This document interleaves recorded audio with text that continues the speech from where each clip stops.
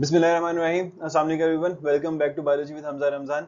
हम लोगों ने आज के लेक्चर में बात करनी है नम्स 2020 के एग्जाम के अंदर जो हम नम्स का एमडीकैट का एग्जाम हुआ था 2020 के अंदर। उसमें जो बायोलॉजी वाला सेक्शन था इसमें तकरीबन 80 एमसीक्यूज होंगे, 81 एमसीक्यूज होंगे। We are going to talk about those MCQs के वो जो एमसीक्यूज हैं वो किस तरह से सॉल्व करने हैं आपने। अगर उनमें से कोई एमसीक्यूज रिपीट होगा तो what are you going to do, उसके आंसर आप लोगों ने किस तरह से करने हैं। तो सबसे पहला हमारे पास एमसीक्यूज है। Negative feedback mechanism is the characteristic of which class. Kingdom animalia के अंदर डिफरेंट क्लासेस होती हैं। जैसे हमारे पास जो क्लास मैमेलिया है जिसके अंदर इंसान भी बिलोंग करते हैं। हम लोगों का कैरेक्टरिस्टिक एक होता है negative feedback. Negative feedback basically होता क्या है कि एक ऐसा रिस्पॉन्स जिसमें एक स्टिमुलस है, स्टिमुलस की वजह से एक रिस्पॉन्स जनरेट होता है और जो रिस्पॉन्स है ये अपने ही स्टिमुलस को खत्म कर देता है, अपने स्टिमुलस को डिमिनिश कर देता है। That is negative feedback. और नेगेटिव फीडबैक रेप्टाइल्स, एम्फीबियंस या फिश का कैरेक्टर नहीं है। ये क्लास मेमेलिया के अंदर सबसे ज्यादा आप लोगों को प्रोमिनेंट देखने को मिलता है। तो you are going to answer class mammalia. The function of papillary muscle is to. अच्छा, पेपिलरी मसल जो है वो होते क्या हैं? ये बेसिकली ना एक पिलर शेप्ड मसल्स हैं। ये इन्होंने बेसिकली पिलर का काम करना है इन योर वेंट्रिकल्स। ये वेंट्रिकल्स को कॉन्ट्रैक्ट करवाने में हेल्प करते हैं ताकि वेंट्रिकल से जो ब्लड है वो सारा का सारा बाहर निकल जाए और वापस ना आए वेंट्रिकल्स के अंदर। तो वो जो हमारे वेंट्रिकल के अंदर मौजूद होते हैं muscles, they are papillary muscles. तो इन्होंने क्या काम करना है? Move blood from semi lunar valve into pulmonary vein. ये काम इन्होंने नहीं करना। They prevent the backward flow of blood from the ventricles. इन्होंने वेंट्रिकल से बैकवर्ड जाने को रोकना है। That is what they do. ये वेंट्रिकल्स के अंदर मौजूद होते हैं। इन्होंने राइट एट्रियम से लेफ्ट एट्रियम के अंदर तो कोई भी जो स्ट्रक्चर है ब्लड को पुश नहीं करता और ना ही इन्होंने लेफ्ट एट्रियम से एओर्टा की तरफ पुश करना है, बल्कि इन्होंने वेंट्रिकल्स के अंदर कॉन्ट्रैक्शन करवाने का काम करना होता है। Choose the correct pathway for the flow of blood. Blood के फ्लो के लिए करेक्ट पाथवे क्या होगा हमारे पास? जो आर्टरियोल्स है, यहाँ पे सबसे जो बड़ी हमारे पास बेसिकली चीज है that is arterioles. Arteries divide करती हैं तो आर्टरियोल्स बनते हैं। आर्टरियोल्स जो होते हैं ये जब आगे मजीद डिवाइड करते हैं तो इनके डिवाइड करने से मेटा आर्टरियोल्स बनते हैं। तो देखिए, आर्टरियोल से थ्रू फेयर चैनल्स नहीं होंगे जहां से किसी सेल के अंदर जो है ना वो न्यूट्रिएंट्स जा रहे हो। वो आर्टरीज के आर्टरियोल्स के साथ एसोसिएटेड नहीं होंगे। आर्टरियोल्स के साथ मेटा आर्टरियोल्स होंगे। तो हमारे पास पहली जो दो ऑप्शन है इस वाली ऑप्शन के अंदर करेक्ट है। यहाँ पे गलत है, यहाँ पे भी गलत है। मेटा आर्टरियोल्स होते हैं वो आर्टरियोल्स से पहले नहीं आएंगे, आर्टरियोल्स के बाद में आएंगे। तो ये वाली ऑप्शन यहाँ पे हमारे पास गलत हो जाती है। तो हमारे पास आर्टरियोल्स है, आर्टरियोल से आगे मेटा आर्टरियोल्स, मेटा आर्टरियोल से आगे कैपिलरीज, कैपिलरीज से आगे थोरोफेयर चैनल्स होते हैं जहां से न्यूट्रिएंट्स का तबादला होता है बेसिकली। तो ये आपके पास प्रॉपर जो फ्लो ऑफ ब्लड है वो ये वाला होता है। ए आपका आंसर होगा। Intrinsic factor is secreted by 2021 के अंदर भी ये वाला जो क्वेश्चन है वो आ चुका है इंट्रिंसिक फैक्टर के बारे में। लेकिन वहां पे ये था कि जो इंट्रिंसिक फैक्टर है उसने किस चीज को एब्जॉर्ब करने में हेल्प करनी है। तो हमारे स्टमक के अंदर जो पेरिटल सेल्स होते हैं, पेरिटल सेल्स जो होते हैं उन सेल्स ने सिक्रीट करना होता है इंट्रिंसिक फैक्टर, जो कि विटामिन B12 को एब्जॉर्ब करने में हेल्प करता है। ठीक है, तो आपके पास जो स्टमक है ये इंट्रिंसिक फैक्टर जो है वो सिक्रीट करता है। Gaseous exchange in plants takes place through the. जो प्लांट्स के अंदर गैशियस एक्सचेंज होता है वो किस चीज के जरिए टेक प्लेस करता है? बच्चों देखो, आप लोगों को पता है मेसोफाइल सेल्स जो है वो हमारे प्लांट्स के पास जो लीफ होता है उसके अंदर मौजूद होते हैं जो फोटोसिंथेसिस करते हैं। जो एंडोडर्म है वो सेल के काफी, सेल कह रहा हूँ, जो प्लांट की बॉडी है उसके काफी अंदर करके मौजूद होती है। जाइलम का काम है कि इसने वाटर को ट्रांसपोर्ट करना है। तो स्टोमेटा हमारे पास वो स्ट्रक्चर्स हैं जिन्होंने क्या करना है, जिन्होंने गैसेस एक्सचेंज करना है, जिन्होंने कार्बन डाइऑक्साइड को इनटेक करना है, ऑक्सीजन को बाहर निकालना है प्लांट्स के अंदर। अच्छा जी, तो translocation of organic solutes in plants takes place through. जो ऑर्गेनिक सोल्यूट्स होते हैं basically, organic solutes normally plant जो अपना खुद फूड बना रहा होता है, जो सैप होगा, सैप के अलावा जो प्लांट खुद फूड बना रहा होगा, दैट इज ऑर्गेनिक मटेरियल। और वो पानी के अंदर डिसॉल्व हुआ होगा, वो सोल्यूट होगा प्लांट के अंदर। वो जब ट्रांसलोकेट होता है, एक जगह से दूसरी जगह पे ट्रांसपोर्ट हो रहा होता है, तो वो किस तरह से ट्रांसपोर्ट होता है, उसकी ट्रांसपोर्टेशन या ट्रांसलोकेशन के अंदर क्या चीज इन्वॉल्व होती है? तो उसके अंदर हमारे पास जो कंपेनियन सेल्स हैं ये शामिल नहीं होते। फाइबर्स भी उसमें इस्तेमाल नहीं होते। वेसल्स जो है वो जाइलम के अंदर पाए जाते हैं। सीव ट्यूब एलिमेंट्स होते हैं। अच्छा, सीव बेसिकली किसी छलनी की तरह की चीज को कहा जाता है कि एक प्लेट है, उसके अंदर बहुत से सुराख हैं, that is a sieve plate. तो सीव ट्यूब सेल्स जो होते हैं, sieve tubes are involved in the translocation of organic solutes. The only vein in the human body carrying oxygenated blood. Normally veins की बेसिकली क्लासिफिकेशन ये होती है कि ये वो स्ट्रक्चर है जो कि हार्ट की तरफ ब्लड को लेकर आता है, लेकिन इनमें डीऑक्सीजनेटेड ब्लड होगा मोस्टली, क्योंकि इन्होंने बॉडी के अलग अलग पार्ट से डीऑक्सीजनेटेड ब्लड को लेकर आना है। एक वेन होती है जो कि लंग्स से ब्लड को हार्ट की तरफ लेकर जाती है, और लंग्स के अंदर ब्लड की ऑक्सीडेशन होती है, ऑक्सीजनेशन होती है, सॉरी, ऑक्सीजनेशन करने के बाद वो वेन जो कि हार्ट की तरफ ब्लड को लेके जाएगी, दैट इज पल्मोनरी वेन। फीमेरल ये हमारी टांगों के अंदर लेके जाती है। रीनल ने हमारी किडनी से ब्लड को लेकर आना है। इलियक वेन जो होती है ये भी हमारी ये इलियम से या गट से ब्लड को लेकर आ रही होती है। तो इन तीनों के अंदर जो कार्बन डाइऑक्साइड वाला ब्लड मौजूद होता है। जो पल्मोनरी वेन है, हमें पता है कि पल्मोनरी सर्कुलेशन ऑपोजिट होती है, उल्टी होती है, तो इसके अंदर ऑक्सीजनेटेड ब्लड होता है। The cells which play a very important role in developing immunity, जो हमारे पास मोनोसाइट्स होते हैं, मोनोसाइट्स ने बेसिकली इंगल्फ करना है किसी भी पार्टिकल को। इन्होंने जो इम्यूनिटी है कि दोबारा कभी भी वो पार्टिकल आएगा फौरन से उसको डिस्ट्रॉय कर दिया जाए, वो वाला काम नहीं करना। जो इम्यूनिटी होती है ना, इम्यूनिटी कौन सा स्ट्रक्चर, कौन सा सेल जो हम करते हैं, दो अलग अलग तरह के हमारे पास सेल्स हैं, बी सेल्स या बी लिम्फोसाइट्स और टी लिम्फोसाइट्स। ये जो बी और टी लिम्फोसाइट्स होते हैं, इन्होंने अलग अलग तरह से इम्यूनिटी को रेगुलेट करना है। बी लिम्फोसाइट्स जो होंगे, इन्होंने एंटीबॉडीज बनाने के लिए अपने आप को मॉडिफाई करना है। जो टी लिम्फोसाइट्स होंगे ये किलर सेल्स होंगे, इन्होंने जाकर जो सेल्स हैं उनको किल करना शुरू कर देना, बैक्टीरिया वगैरह को किल करना स्टार्ट कर देना है। तो ये जो लिम्फोसाइट्स होते हैं ये वो सेल्स होते हैं जो कि इम्यूनिटी को जनरेट करते हैं। बाकी न्यूट्रोफिल्स हमारे पास जो एलर्जी रिस्पॉन्सेज होते हैं समटाइम्स उनको जनरेट करवा रहे होते हैं। Which of the following blood vessels have the highest blood pressure? अच्छा बच्चों देखो, हार्ट से जब भी जो हार्ट ने पंप करना है तो उसने पंप करने के बाद ब्लड को बाहर निकालना है, और ब्लड काफी ज्यादा प्रेशर के साथ हार्ट से बाहर निकलेगा क्योंकि लेफ्ट वेंट्रिकल बहुत थिक होता है। जब लेफ्ट वेंट्रिकल ने कॉन्ट्रैक्ट करना है तो ब्लड कौन सी वेसल में जाता है? आप लोगों को पता है कि जब कभी भी लेफ्ट वेंट्रिकल जो कॉन्ट्रैक्ट करता है तो ब्लड जाता है हमारे पास सबसे सामने वाली जो आर्टरी होती है एओर्टा, उसके अंदर। तो एओर्टा में जब सबसे पहले ब्लड जाएगा, इसमें सबसे ज्यादा प्रेशर होगा।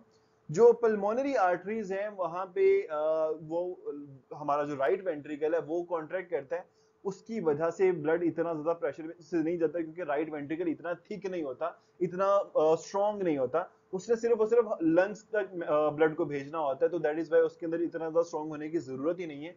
लेफ्ट वेंट्रिकल जो कि एओर्टा में ब्लड को भेजता है, उसके अंदर सबसे ज्यादा प्रेशर होता है। Auto immune disease act at the principle of, जो ऑटो इम्यून डिजीजेज होती हैं वो किस चीज की प्रिंसिपल के ऊपर एक्ट करती हैं? ऑटो इम्यून डिजीज के अंदर हमारे व्हाइट ब्लड सेल्स हमारे अपनी ही बॉडी के सेल्स को मारना स्टार्ट कर देते हैं। यानी कि जो अपने सेल्फ या अपने सेल्स हैं वो बॉडी को किल कर रहे हैं। तो ये सेल्फ अगेंस्ट एंटीजेंस नहीं होगा, दैट इज नॉर्मल इम्यूनिटी। ये हमारे पास सेल्फ अगेंस्ट सेल्फ होगा कि अपने ही सेल्स को मारना स्टार्ट हो गए हैं।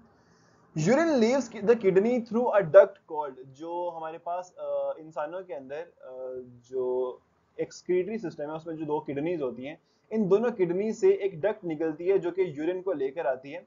ये जो डक्ट होती है, इस डक्ट का क्या नाम होता है बच्चों? जो किडनी से यूरिन को लेकर आती है, इस डक्ट को हम लोग यूरिटर का, ये जो डक्ट्स होती है इनको यूरिटर बोला जाता है। तो यूरिथ्रा नहीं होगा, पेल्विस भी नहीं होगा, ureter is your answer. Digestion of which food component start from the oral cavity? Oral cavity के अंदर एक एंजाइम प्रोड्यूस होता है, मैं आप लोगों को उसका नाम बता देता हूं, अमाइलेज। अमाइलेज एक ऐसा एंजाइम है जिसने, इसके नाम से जाहिर है कि इसने अमाइलोज या अमाइलोपेक्टिन को डाइजेस्ट करना है। अमाइलोज क्या होती है? इट इज अ शुगर कह लें या उसको कार्बोहाइड्रेट कह लें। तो कार्बोहाइड्रेट्स की जो डाइजेशन है वो हमारे माउथ से स्टार्ट हो जाती है। प्रोटीन्स की डाइजेशन जो है ये स्टार्ट होती है स्टमक के अंदर। फैट्स जो है वो आगे जाके ड्यूडेनम के अंदर डाइजेस्ट होते हैं। In the human gut, chylomicrons are formed by the combination of chylomicrons होते हैं छोटे छोटे पार्टिकल्स होते हैं जो कि फैट की एब्जॉर्प्शन को हेल्प करते हैं। तो काइलोमाइक्रॉन्स बनते किस तरह से, जब कभी भी ये फैट और प्रोटीन्स को आपस में मिलाया जाता है, इनको मिलाने से लिपोप्रोटीन्स बनती हैं। तो लिपोप्रोटीन बेसिकली हमारे पास काइलोमाइक्रॉन्स होते हैं। तो फैट को जो एब्जॉर्ब करना है प्रोटीन के साथ कंबाइन करेंगे, लिपोप्रोटीन्स बन जाएंगी, they will make chylomicrons. Dark reaction of photosynthesis takes place in the dash of chloroplast. एक क्लोरोप्लास्ट हमारे पास है भाई, सपोज कर लीजिए कि दिस इज अ क्लोरोप्लास्ट। इस क्लोरोप्लास्ट के अंदर बहुत सी थाइलेकोइड मेम्ब्रेन्स होती हैं, वो एक दूसरे के ऊपर स्टैक होकर ग्रेनम बनाती हैं, मल्टीपल ग्रेनम होंगे। थाइलेकोइड मेम्ब्रेन्स के ऊपर कौन सा रिएक्शन होता है बच्चों? इसमें क्लोरोफिल होता है, तो इसके ऊपर लाइट रिएक्शन होगा। इस थाइलेकोइड मेम्ब्रेन के बाहर जितना भी हमारे पास यहाँ पे मटेरियल होता है, उस मटेरियल को हम लोग नाम देते हैं स्ट्रोमा का।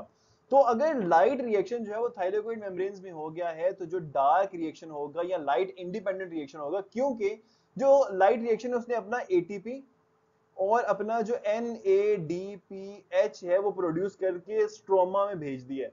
तो स्ट्रोमा में ही बेसिकली उसने प्रोड्यूस किया, तो स्ट्रोमा के अंदर फिर इनको इस्तेमाल करके लाइट इंडिपेंडेंट रिएक्शन या डार्क रिएक्शन कंडक्ट किया जाएगा।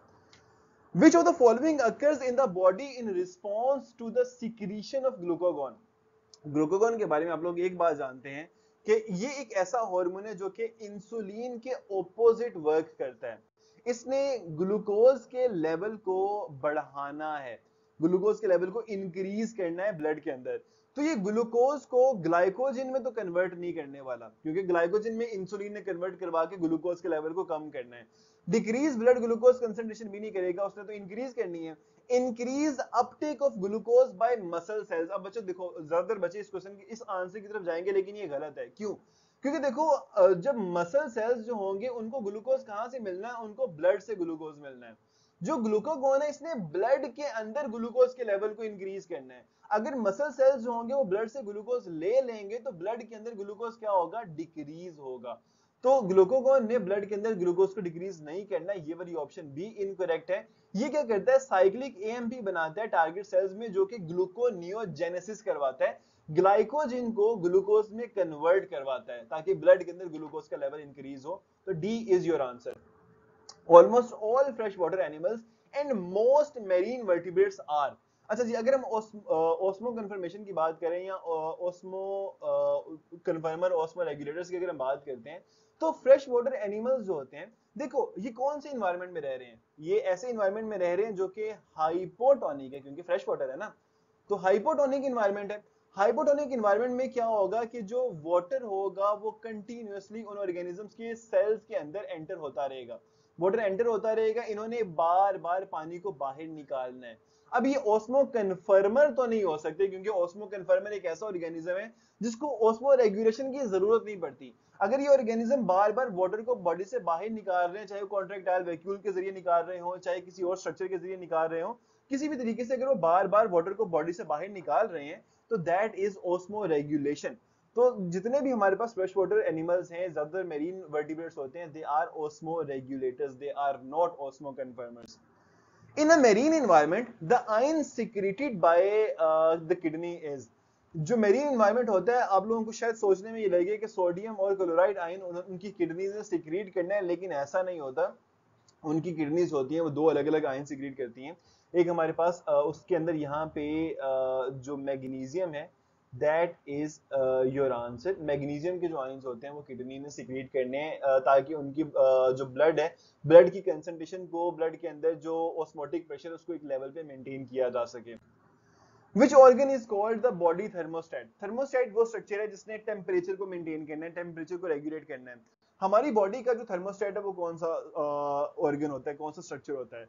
पिट्यूटरी ग्लैंड नहीं होता, किडनीज नहीं होती, क्योंकि किडनीज ने ब्लड के अंदर वाटर के लेवल को मेंटेन करना है। हमारा हाइपोथैलेमस जो होता है, that is the thermostat of your body. Which of the following substances helps to concentrate urine? आप लोगों को पता है कि हाइपोथैलेमस एक हार्मोन सिक्रीट करता है, उस हार्मोन का नाम है एंटी डायूरेटिक हार्मोन। ये जो हार्मोन होता है ये किडनीज के पास जाता है और किडनी से क्या काम करवाता है? वाटर को रीएब्सॉर्ब करवाता है। किडनी ने क्योंकि यूरिन बनाना होता है, उसमें जितना भी वाटर होता है वाटर को रीएब्सॉर्ब करवाने में हेल्प करता है। तो अगर वाटर रीएब्सॉर्ब हो जाएगा यूरिन से, तो यूरिन जो होगा वो मजीद कंसंट्रेटेड हो जाएगा। जो एल्डोस्टेरोन्स हैं ये एड्रिनल कॉर्टेक्स से प्रोड्यूस होते हैं। जो ग्लूकोस्टिरोन है, इन्होंने बेसिकली ग्लूकोज के लेवल को मेंटेन करना होता है। थायरोक्सिन ने हमारी जो मेटाबॉलिक रेट है उसको कंट्रोल करना है, लेकिन यूरिन की कंसंट्रेशन को एडीएच ने इन्फ्लुएंस करना है। The multinucleated mass of bone breaking cells is called. हमारे पास बोन के अंदर जो अलग अलग तीन अलग अलग तरह के सेल्स होते हैं, ओस्टियोक्लास्ट, ओस्टियोब्लास्ट एंड ओस्टियोसाइट्स। जो ओस्टियोक्लास्ट होते हैं ये बोन डिसॉल्विंग सेल्स हैं, इनको बोन ब्रेकिंग सेल भी कहा जा सकता है। तो आपका जो क्वेश्चन का आंसर होगा ओस्टियोक्लास्ट होगा। ओस्टियोब्लास्ट जो होते हैं they are bone forming cells, ये बोन को बनाने का काम करते हैं। ओस्टियोसेल्स जो है, ओस्टियोसाइट्स जो है, ये बोन सेल्स हैं, मैच्योर बोन सेल्स हैं। तो हमारे पास इस क्वेश्चन का जो आंसर होगा that will be osteoclast. Chief material present in the cell wall of plants, fungus and prokaryotic cell is. अच्छा, तो जो सेल वॉल होती है, आप लोगों को पता है कि प्लांट्स की सेल वॉल के अंदर जो चीफ मटेरियल है उसका क्या नाम होता है? उसका नाम होता है सेलुलोज। सेलुलोज क्या है? क्या वो प्रोटीन है? नहीं, प्रोटीन भी नहीं है, वो लिपिड भी नहीं है, वो फॉस्फोलिपिड भी नहीं है, बल्कि वो एक पॉलीसैकेराइड या एक कार्बोहाइड्रेट है। कार्बोहाइड्रेट के आगे कैटेगरी है पॉलीसैकेराइड वाली, तो सेलुलोज इज अ पॉलीसैकेराइड। तो प्लांट्स के अंदर, फंगस के अंदर जो काइटिन होती है that is a polysaccharide. Prokaryotic cell wall के अंदर पेप्टिडोग्लाइकन होती है, लेकिन और उसके अंदर भी जो ग्लाइकन है दैट इज पॉलीसैकेराइड। तो पॉलीसैकेराइड्स होती हैं इनकी सेल वॉल में। Which type of leucoplast store lipids? जो ल्यूकोप्लास्ट होते हैं ये प्लांट के वो वाले ऑर्गेनेलीज हैं, वो वाले प्लास्टिड्स हैं जो कि मटेरियल को स्टोर करते हैं। अमाइलोप्लास्ट ने कार्बोहाइड्रेट्स को स्टोर करने हैं। इलियोप्लास्ट जो है ये स्पेशलाइज्ड होते हैं लिपिड्स को स्टोर करने के लिए। जो प्रोटीनोप्लास्ट हैं इन्होंने प्रोटीन्स को स्टोर करना है। तो your answer is B. Which type of movement through the cell membrane is not an energy consuming process?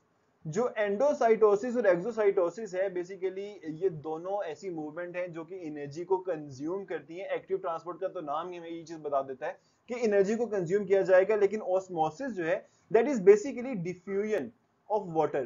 तो जो डिफ्यूजन होती है ये कभी भी एनर्जी कंज्यूम नहीं करती। Diffusion is always passive movement, ये हमेशा पैसिव ट्रांसपोर्टेशन होती है। What is the role of cholesterol in the cell membrane? जो सेल मेम्ब्रेन के अंदर कोलेस्ट्रॉल होता है वो दो काम करता है। एक, सेल मेम्ब्रेन की परमिएबिलिटी को डिक्रीज करता है। दूसरा, सेल मेम्ब्रेन को स्टेबलाइज करता है, उसको ज्यादा स्टेबल करने का काम करता है। तो इसने एडजेसेंट सेल्स को ज्वाइन नहीं करवाना, इसने फॉरेन सेल्स को रिकॉग्नाइज भी नहीं करना। It increases the rate of transportation of ions across membrane, ये भी काम नहीं करता, वो तो परमिएबिलिटी को डिक्रीज करता है। तो ये सेल मेम्ब्रेन को स्टेबलाइज करेगा। That is your right answer. Fibers of the extracellular matrix are attached to dash in the plasma membrane.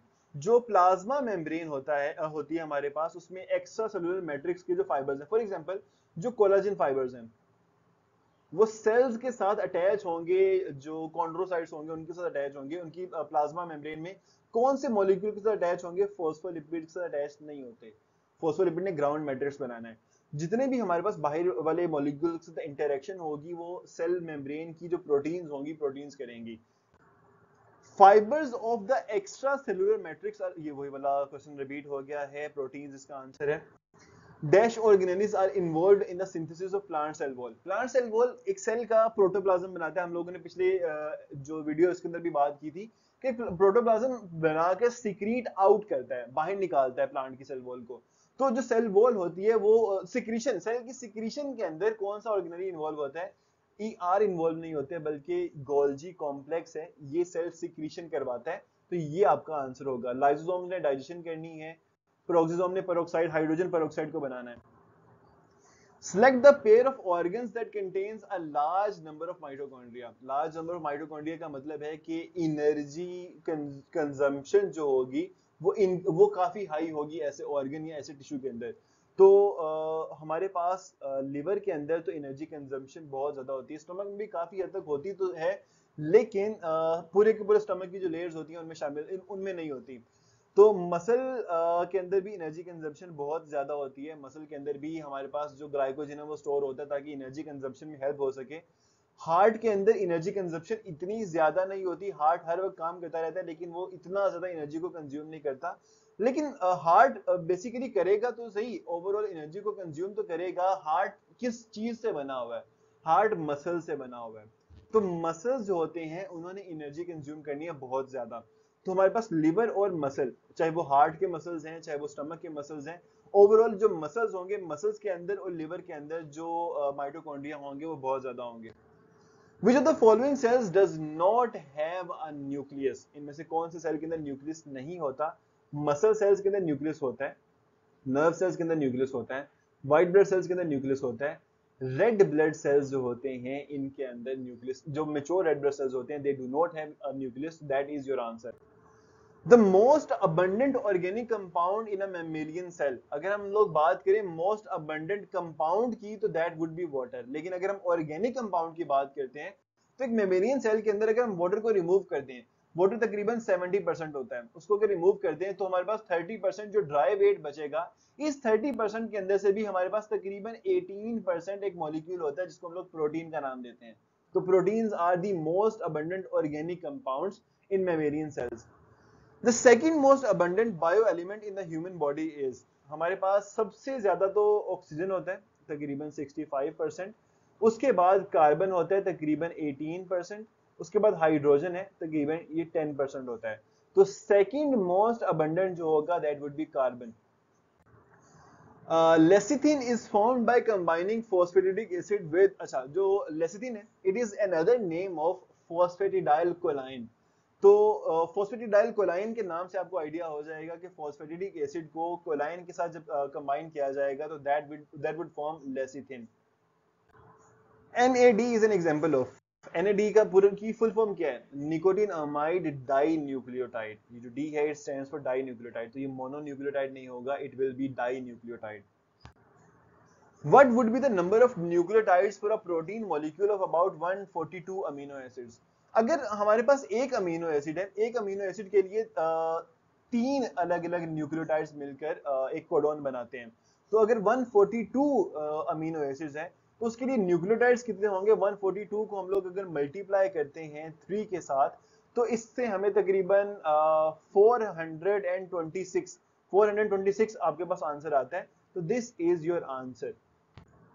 The basic structural framework of all types of membranes are, हर एक जो membrane होती है वैसे उसका ground matrix तो जो phospholipids है उससे बना हुआ होता है, लेकिन अगर हम बेसिक स्ट्रक्चरल फ्रेमवर्क की बात करते हैं तो फॉस्फोलिपिड्स के साथ प्रोटीन्स कंबाइन हुए होते हैं।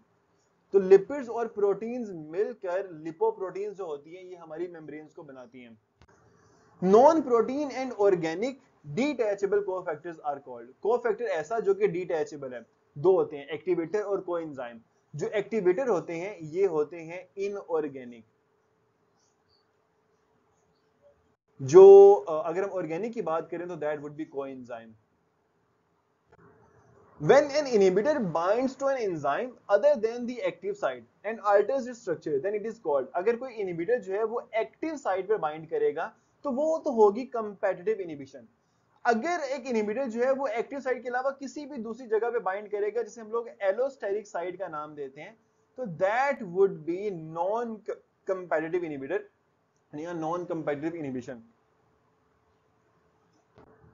Cyanides are potent poisons of the living organism. Cyanides होते हैं ये भी इनहिबिटर्स होते हैं, ठीक है।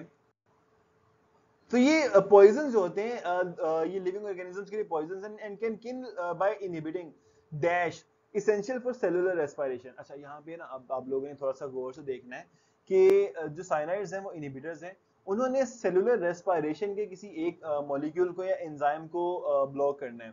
सेलुलर रेस्पिरेशन के अंदर हमारे पास कुछ साइटोक्रोम्स यूज होते हैं, कुछ डिहाइड्रोजिनेज यूज होते हैं जो बहुत ज्यादा इस्तेमाल होते हैं।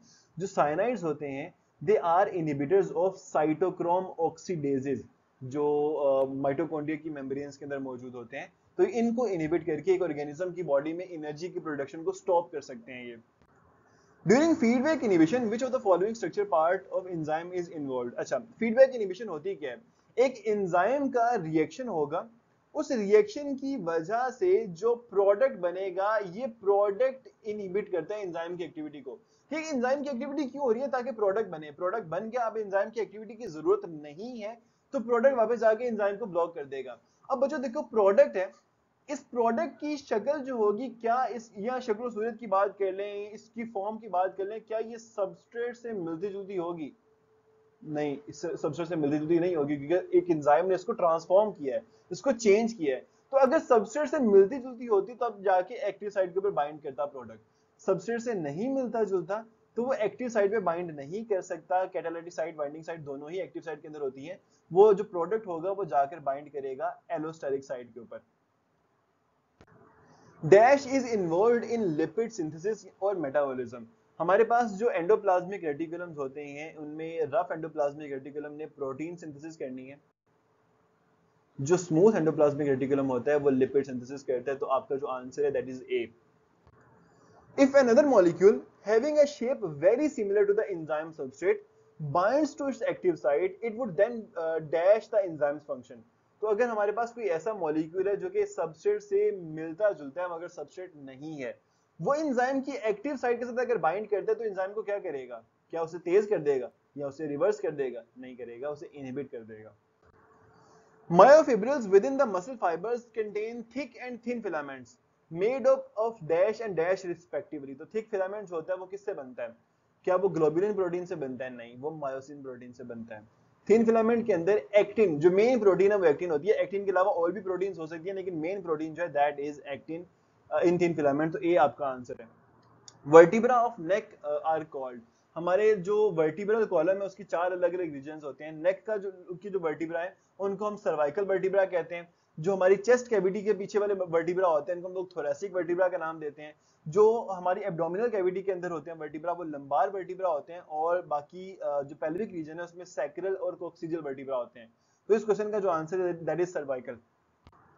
Which vertebra together are called pelvic vertebra? तो मैंने अभी आप लोगों को बताया कि sacral और coccygeal vertebra जो होते हैं, coccygeal and sacral, यहाँ पे हमारे पास ये वाला आंसर है that ये दोनों मिलकर pelvic region बनाते हैं।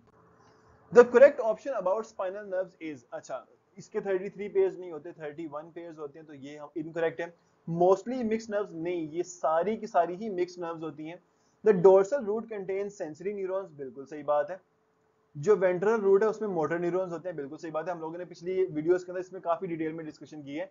तो both C and D is your answer. Dash some is sometimes given by injection as an emergency treatment in cardiac arrest.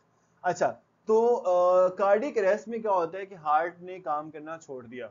इनमें से कौन सा न्यूरोट्रांसमीटर ऐसा होगा जो कि हार्ट रेट को इंक्रीज करता है? सोचें जरा, हार्ट रेट को इंक्रीज करना है, फाइट एंड फ्लाइट रिस्पॉन्स को स्टार्ट करना है, क्या वो एसिटाइलकोलाइन करेगा या डोपामिन करेगा, सीरोटोनिन करेगा? ये दोनों तो खुशी प्रोड्यूस करने वाले न्यूरोट्रांसमीटर्स होते हैं। एपिनेफ्रिन, जिसको हम लोग एड्रेनालिन भी कहते हैं। एड्रेनालिन जो होता है ये हार्ट की जो स्पीड है, हार्ट बीट है, उसको इंक्रीज करने का काम करता है। Which one of the following is a neurotransmitter? अच्छा, तो अभी भी हम लोगों ने बात की थी डोपामिन, जो कि खुशी का एहसास जनरेट करने वाला न्यूरोट्रांसमीटर है, तो इट इज अ न्यूरोट्रांसमीटर। बाकी हाइड्रोक्लोरिक एसिड, सोडियम आयंस और calcium ions are not neurotransmitters. Which hormone is chemically a steroid? जो एड्रिनल कॉर्टेक्स के अंदर हार्मोन्स प्रोड्यूस होते हैं दे आर स्टीरॉइड्स। जो गोनेड्स के अंदर हार्मोन प्रोड्यूस होते हैं वो स्टीरॉइड्स होते हैं। अब एड्रिनल कॉर्टेक्स के अंदर हार्मोन प्रोड्यूस होता है कॉर्टिसोन, दैट इज अ, ये जो कॉर्टिसोन है ये इस हार्मोन की कैटेगरी है कॉर्टिकोस्टेरॉन।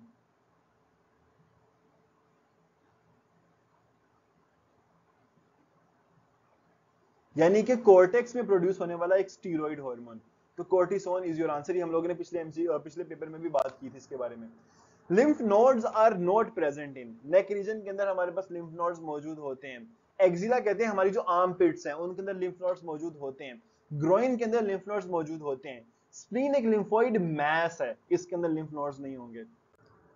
Which brain portion is responsible for controlling body coordination? अगर बॉडी की स्मूथ मूवमेंट्स की बात की जाए, कोऑर्डिनेशन की बात की जाए, तो इसमें हमारा जो हाइंड ब्रेन होता है, हाइंड ब्रेन का एक पार्ट होता है, नॉट द मेडुला ऑब्लोंगेटा, इसने तो ऑटोनॉमिक फंक्शंस को कंट्रोल करना है। अमिगडाला ने हमारे इमोशंस को कंट्रोल करना है। सेरिबेलम होता है जो कि बॉडी कोऑर्डिनेशन को कंट्रोल करता है। The estrogen hormone secretion during the oogenesis is stimulated by, जो oogenesis होती है इसमें क्या होता है कि पिट्यूटरी ग्लैंड से एक हार्मोन रिलीज होता है FSH, फॉलिकल स्टिमुलेटिंग हार्मोन। ये जाता है ओवरी के पास, ओवरी को जाके दो काम करने को कहता है। एक ही कहता है कि फॉलिकल्स को डेवलप करवाना स्टार्ट करो, दूसरा ये जो डेवलपिंग फॉलिकल्स होते हैं और ये और ओवरी मिलकर एस्ट्रोजन हार्मोन बनाते हैं। तो ये स्टिमुलेट कौन कर रहा है? ये FSH कर रहा है, फॉलिकल स्टिमुलेटिंग हार्मोन इस चीज को स्टिमुलेट कर रहा है। In human mails the inhibin hormone is produced by, जो हमारे पास ह्यूमन मेल्स के अंदर इनहिबिन हार्मोन है, उसका फंक्शन ये होता है कि इसने जाकर फॉलिकल स्टिमुलेटिंग हार्मोन की प्रोडक्शन को स्टॉप करना है, इसको डाउन रेगुलेट करना है। फॉलिकल स्टिमुलेटिंग हार्मोन मेल्स के अंदर स्पर्म की प्रोडक्शन करवाता है, ठीक है। तो ये कौन से सेल सीक्रेट करते हैं? लेडिक सेल्स या फिर इंटरस्टिशियल सेल, ये दोनों सेल सेम है।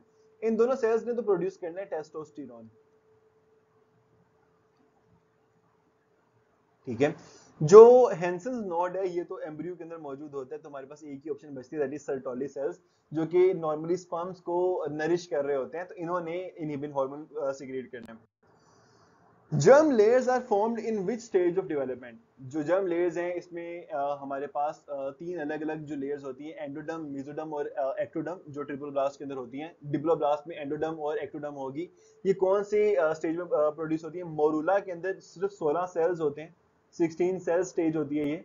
ब्लास्टुलेशन के अंदर ब्लास्टोसील प्रोड्यूस होती है, तो उसे हम लोग ब्लास्टुला का नाम देते हैं। गेस्टुलेशन वो एक्टिविटी होती, वो स्टेज होती है जिसमें सेल्स बहुत ज्यादा रीअरेंज होते हैं और रीअरेंज होकर जर्म लेयर्स बनाते हैं, तो ये हमारे पास गेस्टुलेशन के अंदर जर्म लेयर्स बनती हैं। An X to A ratio of 2/5 in Drosophila produces, अच्छा ड्रोसोफिला के अंदर ना X to A रेशो एक थोड़ा सा कॉम्प्लिकेटेड चीज है, लेकिन ये एक ऐसी रेशो होती है जो कि सेक्स डिटर्मिनेशन, मेल और फीमेल जेंडर को डिटर्मिन करती है।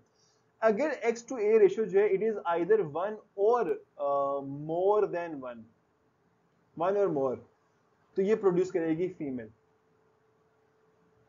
अगर वो 0.5 या इससे कम है तो it will produce mail.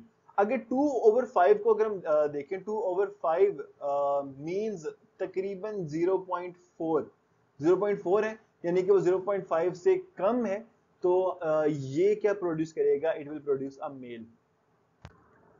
The number of base pairs in a complete helical turn is, जब हम DNA की बात करते हैं, केमिकल नेचर ऑफ DNA की बात करते हैं, उसमें जो हेलिकल टर्न्स होते हैं, इस चीज को ना, ये एक कंप्लीट टर्न हमारे पास एस शेप में होता है। इसमें जो सेकंड आपके पास पेयर होगा या सेकंड स्ट्रैंड होगा वो कुछ इस तरह से होगा।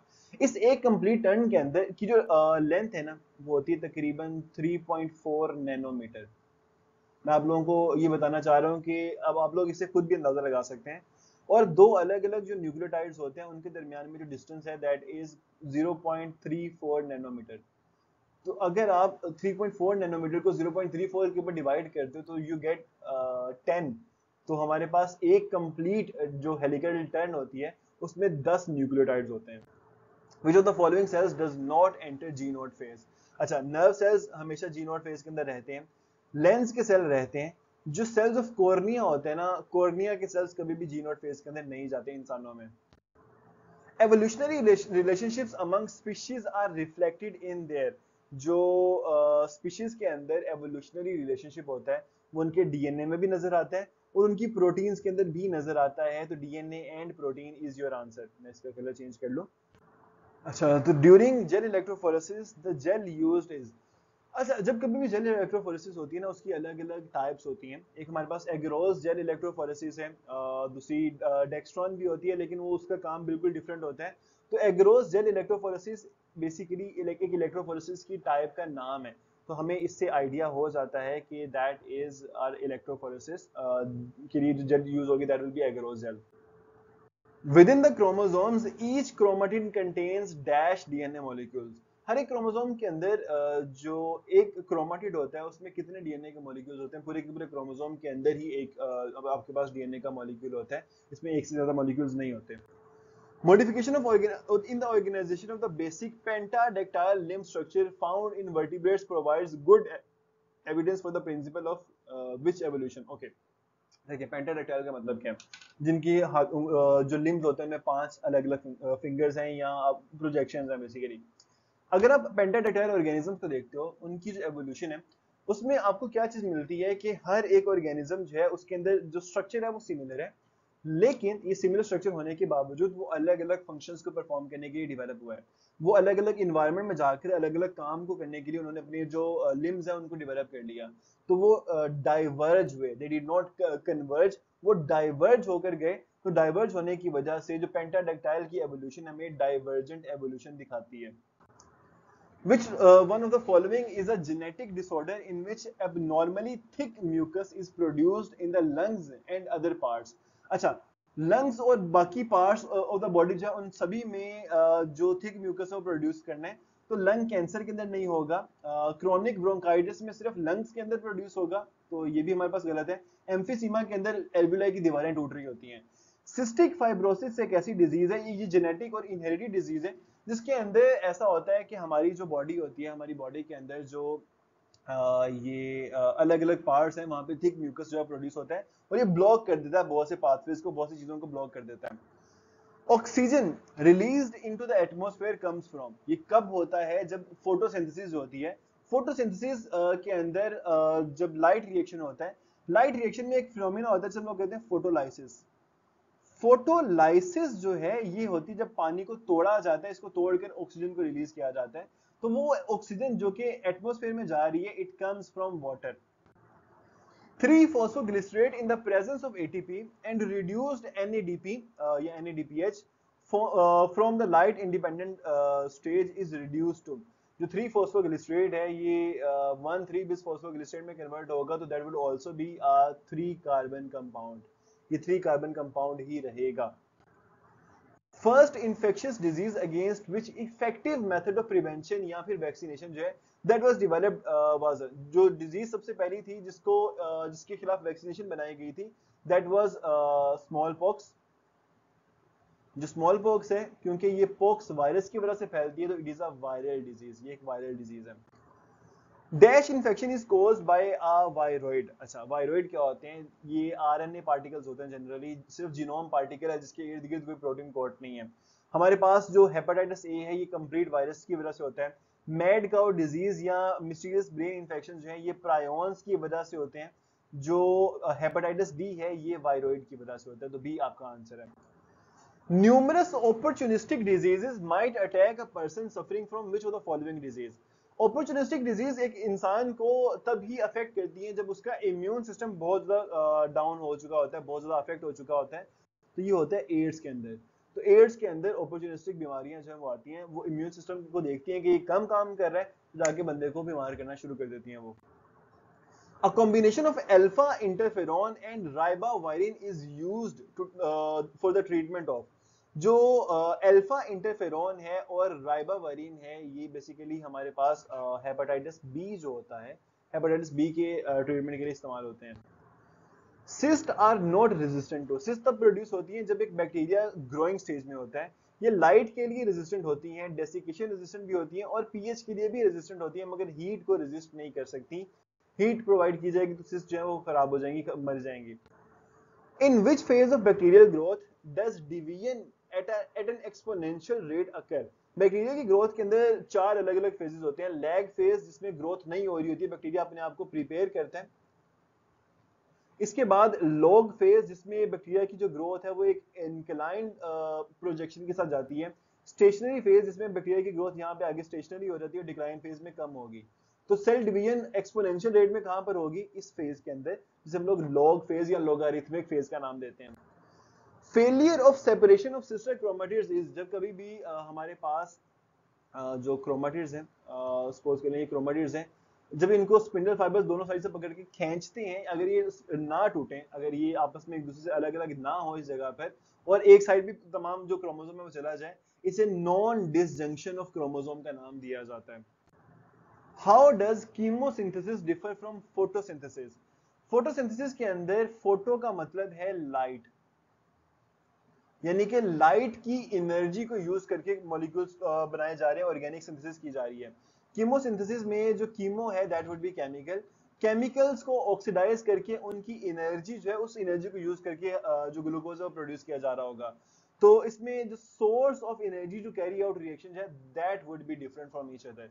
इसमें ऑर्गेनिक कंपाउंड प्रोड्यूस होंगे, कार्बन डाइऑक्साइड की रिडक्शन होगी, कैरीड आउट बाय बैक्टीरिया, तीनों चीजें सिमिलर हैं। ये चीज डिफरेंट है जो ए वाला आपके पास आंसर है। एनालॉगस ऑर्गन्स शो, एनालॉगस कौन से ऑर्गन्स होते हैं जिनका स्ट्रक्चर सिमिलर नहीं होता लेकिन उनका काम सिमिलर, जैसे कि दो अलग अलग स्पीशीज है, एक बर्ड है दूसरा मॉस्किटो है, इन दोनों के विंग्स जो है उनका स्ट्रक्चर एक दूसरे से बहुत डिफरेंट है लेकिन उन दोनों का काम क्या, उन्होंने उड़ने में हेल्प करनी है। तो एनालॉगस ऑर्गन्स जो होते हैं ये किस तरह की एवोल्यूशन को शो करते हैं, जब दोनों अलग अलग स्पीशीज एक ही एनवायरनमेंट में आके रहना शुरू हुई, सिमिलर सर्कमस्टांसेस के अंदर इवॉल्व हुई, तो अलग अलग स्पीशीज एक जगह पर आ रही हैं, वो कन्वर्ज कर रही हैं, वो कन्वर्जेंट एवोल्यूशन होगी। Aspergillosis is a fungal infection and occurs only in, जो aspergillosis है ये एक ऐसा फंगल इन्फेक्शन है जो कि बहुत ज्यादा एक्टिव नहीं होता। ये तभी इंसान को इन्फेक्ट कर सकते हैं जब उसकी उसकी इम्यूनिटी बहुत ज्यादा डिक्रीज हो चुकी होगी, इम्यूनिटी बहुत ज्यादा अफेक्ट हुई होगी, और वो जो चीज होती है वो एड्स के अंदर होती है। Select a parasitic zooflagellate. Okay, zooflagellate जो प्रोटिस्ट होते हैं इनमें हमारे पास जो ट्राइपैनोसोमा है, ट्राइपैनोसोमा एक ऐसा जूफ्लैजिलेट है जो कि पैरासाइट का काम भी करता है। वो अफ्रीकन स्लीपिंग सिकनेस कोज करता है जो सेट से फ्लाई के जरिए जाती है। Many dash expel a large amount of water by special structures called contractile vacuole। तो हमारे पास बहुत से जो प्रोटोजोआ है जूफ्लैजिलेट जिनकी भी हम लोग बात कर रहे थे, ये प्रोटिस्ट हैं जैसे कि अमीबा और पैरामेशियम है। इनके अंदर ये क्योंकि फ्रेश वाटर के अंदर रहते हैं तो इनके अंदर पानी जो है बॉडी के अंदर एंटर होता रहता है, तो इनके लिए सबसे बड़ा मसला ये होता है कि उन्होंने पानी को बॉडी से बाहर निकालना है। तो जो प्रोटोजोआ होंगे ये अपने कॉन्ट्रैक्टाइल वैक्यूल्स को यूज करके वाटर को एक्सपेल आउट करते हैं। Okay, Chlorophyta is considered to be closest to plants but do not resemble plants in having। Chlorophyta जो होता है ये प्लांट से सबसे क्लोज होगा, ये एक प्रोटिस्ट है, प्लांट से क्लोज होगा, इसमें क्लोरोफिल ए और बी भी मौजूद होंगे प्लांट्स की तरह ही। इसमें जो स्टोर्ड फूड है वो स्टार्च की फॉर्म में होगा, ये भी प्लांट की तरह ही होगा। इसके सेल वॉल में सेलुलोज भी मौजूद होगा, लेकिन प्लांट्स के अंदर मल्टी सेलुलर सेक्स ऑर्गन्स होते हैं, क्लोरोफाइटा के अंदर यूनिसेलुलर होते हैं। तो इस चीज के अंदर ये प्लांट से डिफरेंट होता है। डी आपका आंसर है। Asexual spores of fungi are called zygospore, ascospore और बेसिडियोस्पोर। ये तीनों सेक्सुअल रिप्रोडक्शन से प्रोड्यूस होते हैं। जो कोनिडिया होते हैं, कोनिडियोस्पोर्स होते हैं, वो ए सेक्सुअल रिप्रोडक्शन से प्रोड्यूस होते हैं। आपका जो answer that is A. Which characteristic led to the evolution of seed. अच्छा, सीड जो होता है इसमें क्या होता है कि जब कभी भी दो अलग अलग गैमीट्स आपस में फर्टिलाइजेशन करते हैं तो सीड प्रोड्यूस होता है। सीड की जो प्रोडक्शन है वो हेट्रोगेमी, हेट्रोगेमी का बेसिकली मतलब होता है अलग अलग जो आपके पास सॉरी हेट्रोस्पोरी, अलग अलग जो स्पोर्स हैं, हेट्रोगेमी भी हेट्रोस्पोरी से ही प्रोड्यूस होगा। तो हेट्रोस्पोरी जो होगा उसकी वजह से हमारे पास जो सीड है वो प्रोड्यूस होना स्टार्ट होगा। तो डेवलपमेंट ऑफ हेट्रोस्पोरी जो है that was the key evolutionary step जिसने सीड की एवोल्यूशन को जो है ना वो स्टार्ट किया था। लेकिन अभी ये वाला चैप्टर आपके एमडी कैट में शायद शामिल ना हो, मगर स्टिल आप लोगों को पता होना चाहिए हेट्रोस्पोरी जो है उसकी वजह से सीड प्रोड्यूस होना स्टार्ट हुआ। The term which is not related to the process of evolution of leaf is, leaf की एवोल्यूशन के अंदर ओवरटॉपिंग होती है, यानी कि जो ब्रांचेस हम एक दूसरे से ऊपर ऊपर या अलग अलग साइज की ब्रांचेस ग्रो करती हैं, उसमें वो ब्रांचेस एक ही प्लेन के अंदर अपने आप को अरेंज करती हैं, तो प्लेनेशन भी होती है। उसमें उनकी आपस में फ्यूजन या वेबिंग भी होती है, लेकिन हेट्रोस्पोरी जो है वो लीफ की एवोल्यूशन का पार्ट नहीं है, वो सीड की एवोल्यूशन का पार्ट है।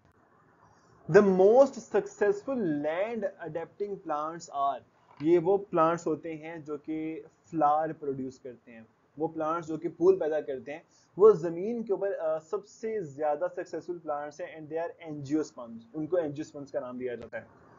Excretory system consisting of protonephridia tubes are present in, जो प्रोटोनेफ्रीडिया है ये मौजूद होता है फ्लैट वर्म्स के अंदर। हम लोगों ने पिछले काफी लेक्चर्स में बात की है इसके ऊपर। तो फ्लैट वर्म्स जो होते हैं they are not porifera, annelida भी नहीं है। फाइलम प्लेटीहेल्मिन्स जो होते हैं दे आर फ्लैट वर्म्स जिसमें प्लेनेरिया वगैरह आ जाते हैं। तो दैट वाज नम्स 2020 एग्जाम। ये 2020 का बायोलॉजी वाला सेक्शन था। अगर कोई भी क्वेश्चन ऐसा है जिसकी आपको समझ ना आई हो तो you can ask me in the comment section. इंशाल्लाह आपसे नेक्स्ट वीडियो में मुलाकात होगी। नेक्स्ट वीडियोस के अंदर हम लोग बेसिकली स्टेप के जो एफएलपीज हैं उनके बारे में ज्यादा डिस्कस करेंगे। तो इंशाल्लाह आपसे नेक्स्ट वीडियो में मुलाकात होगी। इस वीडियो को अपने दोस्तों के साथ लाजमी शेयर कीजिएगा ताकि उनका भी फायदा हो, आपका भी फायदा हो और मेरा भी फायदा हो। अपना ढेर सारा ख्याल रखिएगा बच्चों। Take care. अल्लाह हाफ़िज़।